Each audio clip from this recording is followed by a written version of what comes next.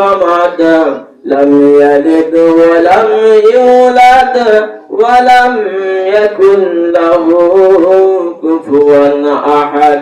এই বয়ানগুলো যখন আমার বান্দারা শুনবে, এই বয়ানগুলো যখন আমার বান্দারা শুনবে, এরা বুঝতে পারবে আমি আল্লাহ তাআলাকে চিনতে পারবে। আয় হায় হায়, এত মায়া করে যিনি আমাদেরকে বানাইছেন, এত মায়া করে শুধু আমাদেরকে বানাইছেন এতটুকুই নয়, এখনো পর্যন্ত যিনি আমাদেরকে খাওয়াইতেছেন রিজিক দাতা হিসেবে, ঠিক কিনা বলেন? যার দেয়া শক্তিতে আমরা চলি, যার দেয়া শক্তিতে আমরা বলি, যার দেয়া শক্তিতে আমরা শ্রবণ করি, বন্ধুরে আমার, এইভাবে আল্লাহ রাব্বুল আলামিনকে যখন চিনতে পারবো, এইভাবে যখন আমার বান্দারা আল্লাহ রাব্বুল আলামিনকে চিনতে পারবেন, হে রাসূল আমার, এই বান্দারা আমি আল্লাহ তাআলাকে পাওয়ার জন্য মরিয়া হয়ে যাবে। কোন সেই মালিক যিনি আমাদেরকে এত আদর আপ্যায়ন করে খাওয়ান, আমাদেরকে চলান, আমাদেরকে বলান, আমার বান্দাগুলি আমাকে পাওয়ার জন্য পাগল প্রায় হয়ে যাবে। সত্যিকার অর্থেই তো আপন গোলামগুলো তাদের মালিকের দর্শন পাওয়ার জন্য পাগল, কথা বলেন ঠিক কিনা? বন্ধুরা আমার, এই জন্য আমার আল্লাহ রাব্বুল আলামিন কালামুল্লাহ শরীফে স্পষ্টভাবে ঘোষণা করতেছেন, কুল ইন কুনতুম তুহিব্বুনাল্লাহা ফাত্তাবিউনি ইউহিব্বুকুমুল্লাহ ওয়া ইয়াগফির লাকুম যুনুবাকুম ওয়াল্লাহু গফুরুর রহিম।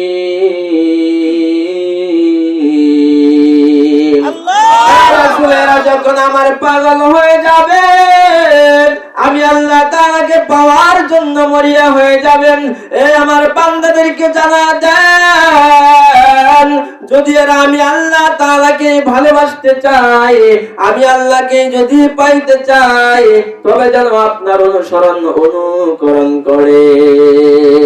আল্লাহু আকবার। বাবারে, কথা বুঝতেছেন? আল্লাহ রাব্বুল আলামিন সৃষ্টি করেছেন, একথা তার বান্দারা জানার পর আল্লাহ রাব্বুল আলামিন তাদেরকে খাওয়ান, এই কথা বান্দারা জানার পর আল্লাহ রাব্বুল আলামিনের শক্তিতে আমরা চলি বলি, সবকিছু জানার পর আল্লাহ রাব্বুল আলামিনের ইবাদত, আল্লাহ রাব্বুল আলামিনকে পাওয়ার জন্য আমাদের মন পাগল, কথা বলেন ঠিক কিনা? আমার আল্লাহ রাব্বুল আলামিন এবার কোরআনে বলতেছেন, হে রাসূল আপনি জানায় দেন, যারা আমার জন্য পাগল, আমি আল্লাহ তাআলাকে পাইতে চাই, তারা যেন আপনার অনুসরণ অনুকরণ করে। যদি আপনাকে পেয়ে যায়, যদি আপনাকে পেয়ে যায়, ওদেরকে আবার সুসংবাদ শোনায় দেন, আমি আল্লাহ রাব্বুল আলামিন নিজে থেকে এদেরকে ভালোবাসবো। আল্লাহ রাব্বুল আলামিন যে সেই সূচনা লগ্ন থেকে আমাদের ভালোবাসলেন, এখন আমরা এতটুকু পর্যন্ত আসতে পেরেছি যে আমরাও আল্লাহ রাব্বুল আলামিনকে ভালোবাসি। যে আমরা যে আল্লাহ রাব্বুল আলামিনকে ভালোবাসি, আল্লাহ রাব্বুল আলামিন এটার লাইন ধরিয়ে দিয়েছেন যে আমাকে পাবে এরকম মনের চাহিদা যাদের, আমাকে ভালোবাসবে এরকম যারা পাগল, এদেরকে শোনায় দেন, ওরা যদি সত্যিকার অর্থেই আমি আল্লাহ রাব্বুল আলামিনকে পাইতে চাই, ভালোবাসতে চাই, আপনার অনুসরণ অনুকরণ যেন করে। হ্যাঁ, দুনিয়ার কোন চক্ষু আমি আল্লাহ তাআলাকে দেখতে পারবে না, আমি আল্লাহর নিয়ামতগুলো কোন অন্তর অনুধাবন করতে পারবে না। হে রাসূল, আমি আল্লাহ রাব্বুল আলামিন কোরআনে ঘোষণা করে দিলাম, ওরা যদি আপনার অনুসরণ অনুকরণ করে, আমি আল্লাহ রাব্বুল আলামিন নিজ থেকে এদেরকে ভালোবাসবো। শুধু তাই নয়, এদের অন্তরে যে ময়লাগুলো আছে, শয়তানের ফেরাবে পড়িয়া, ওই যে প্রকাশ্য শত্রু শয়তানের ফেরাবে পড়িয়া যে গুনাহগুলো করে ফেলেছেন, যৌবনের তাড়নায় যে গুনাহগুলো করে ফেলেছে, বন্ধু বান্ধবের পাল্লায় পড়ে যে অন্যায়গুলো করে ফেলেছে, ওরা যদি আমাকে চিনবার জন্য, বুঝবার জন্য, আমাকে ভালোবাসি আপনার অনুসরণ অনুকরণ করে, এদেরকে জানায় দেন, আমি ওদেরকে ভালোবাসার সাথে সাথে ওদের যাবতীয় অন্যায়গুলো মাফ করে দেব। এখানেই সমাপ্ত নয় রাসূল,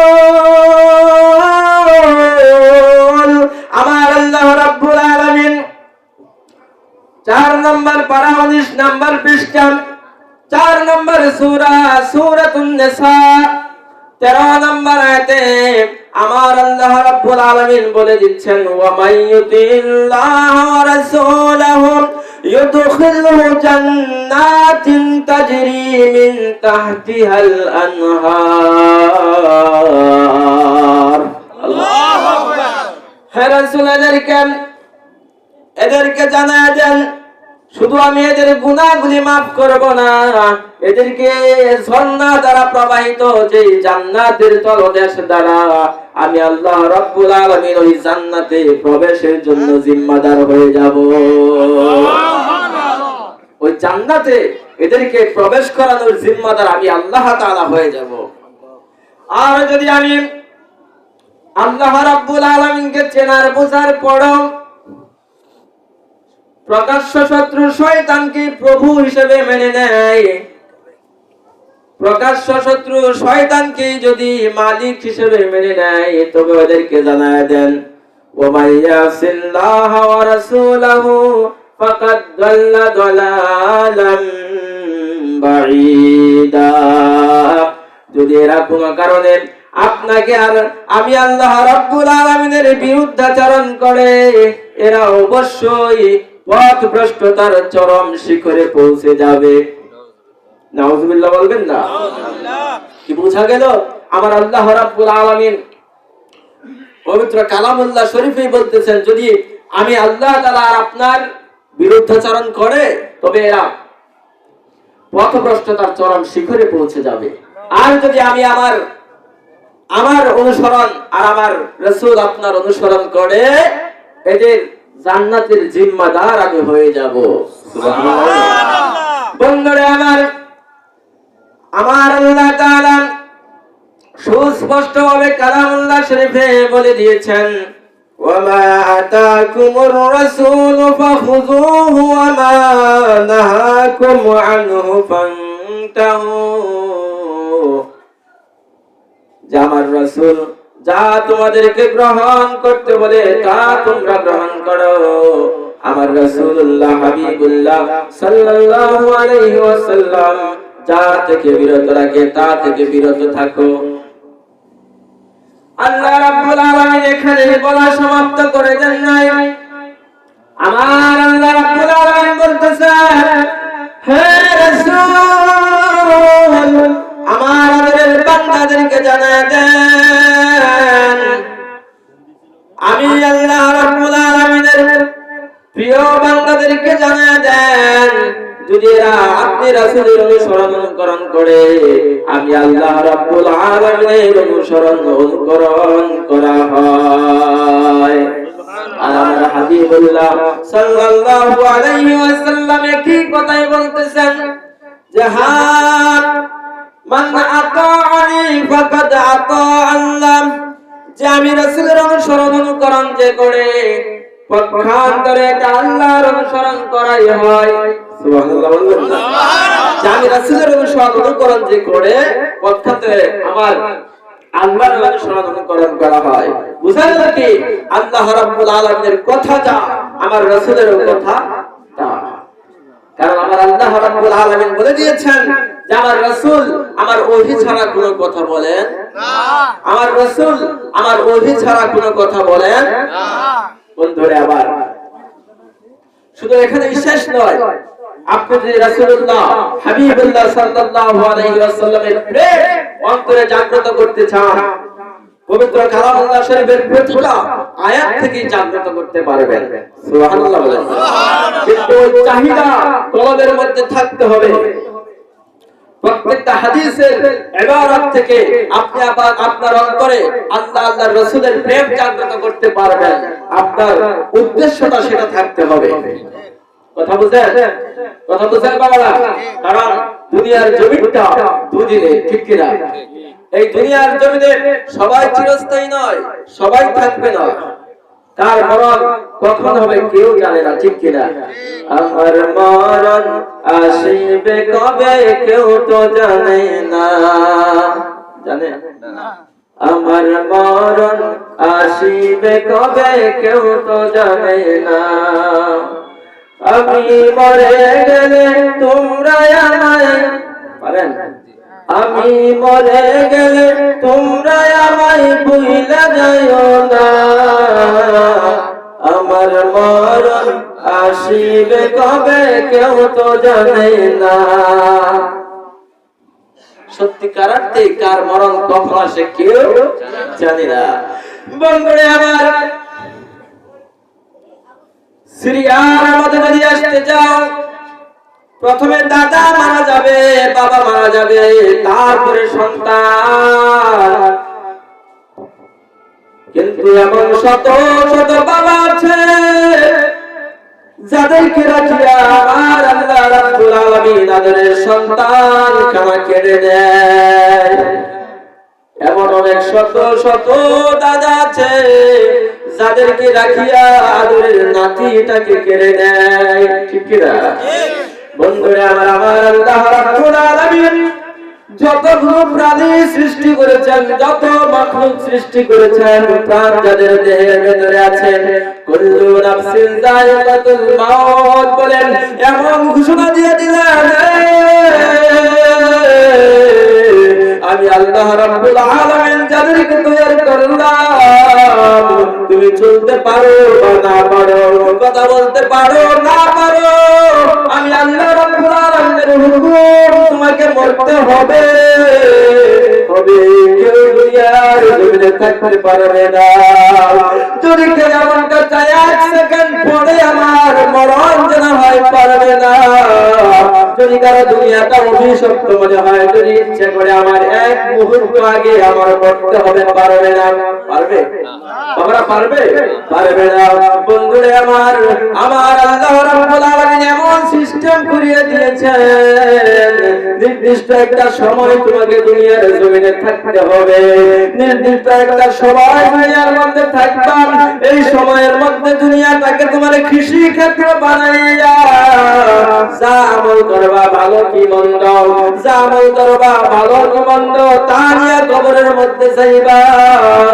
আমার হাবিবুল্লাহ সাল্লাল্লাহু আলাইহি ওয়াসাল্লাম বলেছেন, কবরটা এমন এক অন্ধকার জায়গা যার জন্য সহজ হয়ে যাবে, যে বান্দার জন্য সহজ হয়ে যাবে, পরবর্তী ঘাটিগুলো সহজ হয়ে যাবে। আর যদি কারো জন্য কঠিন হয়ে যায়, পরবর্তী সমস্ত ধাপগুলি কঠিন হয়ে যাবে। যদি কোনো বান্দার জন্য কবরটা সহজ হয়ে যায়, তাই আমাদের ইমানে ইখলাসে সহজ হয়ে যায়, পরবর্তী ঘাটিগুলো সহজ হয়ে যাবে। সুবহানাল্লাহ। যদি কারো জন্য কবর অন্ধকার হয়ে যায়, আযাবময় হয়ে যায়, প্রত্যেকটা ঘাটি পার হতে তার অনেক কষ্ট হবে। বন্ধুরা আমার, এজন্য হাবিবুল্লাহ সাল্লাল্লাহু আলাইহি ওয়াসাল্লাম বলেছেন, অন্ধকার কবর কারো জন্য জান্নাতের বাগান, কারো জন্য জাহান্নামের টুকরা। কবরের কথা কি মনে হয় না? অন্ধকার কবর, দাদা চলে গেছে, বাবাও চলে গেছে, আজকে সামনের কাতারে আমরা বসে আছি। কে জানে কার জন্য আজকে রাতটায় ভয়ঙ্কর সেই রাত। আমার আল্লাহ রাব্বুল আলামিনের প্রিয়তম দোস্ত, আমাদের আকা নূরে মুজাসসাম হাবিবুল্লাহ সাল্লাল্লাহু আলাইহি ওয়াসাল্লামের কাছে এক সাহাবা জিজ্ঞেস করতেছে, ও নবী আল্লাহ, কিয়ামত কখন সংঘটিত হবে? আমার রাসূলুল্লাহ হাবিবুল্লাহ সাল্লাল্লাহু আলাইহি ওয়াসাল্লাম বলে দিলেন, মান মাতা ফাকাদ কামাতা, যখন যে মারা গেল তার জন্য সেই কিয়ামত হয়ে গেল। এবারে এখানে সমাপ্ত নয়, আরেকজনের প্রশ্নের জবাবে আমার আল্লাহর রাসূল আবার প্রশ্ন ছুড়ে দিলেন, কিয়ামত কিয়ামত কেন করো? কিয়ামতের জন্য তুমি কি প্রস্তুতি গ্রহণ করেছ? ডাক দেয়া বলে, রাসূলুল্লাহ হাবিবাল্লাহ, আমার তেমন কোনো আমল নাই, আমার তেমন কোনো আমল নাই, কোনো কাজ করতে পারি নাই, তবে হ্যাঁ, আপনি আর আপনার মাওলা আল্লাহ রাব্বুল আলামিনের প্রেম আমাদের কলিজায় মাখা।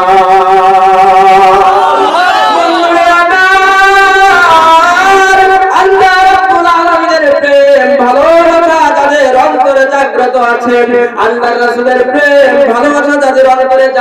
আছে তারাই তো সফলকাম। আমার আল্লাহর হাবিব সাল্লাল্লাহু আলাইহি ওয়াসাল্লামের মায়া নজরে প্রত্যেক সোমবার আর বৃহস্পতিবার যাদের আমলকারী সুন্দর হয়ে যায়, আমার রাসূলুল্লাহ হাবিবুল্লাহ সাল্লাল্লাহু আলাইহি ওয়াসাল্লাম যাদের পক্ষ থেকে আমার আল্লাহ রাব্বুল আলামিনের কাছে বারবার শুকরিয়া আদায় করে তারা কত বড় ভাগ্যবান। এই বন্ধুরে আমার ওই বান্দাগুলি রাত্রি গভীর আল্লাহর হাবিব সাল্লাল্লাহু আলাইহি ওয়াসাল্লামকে ডাক দেয়,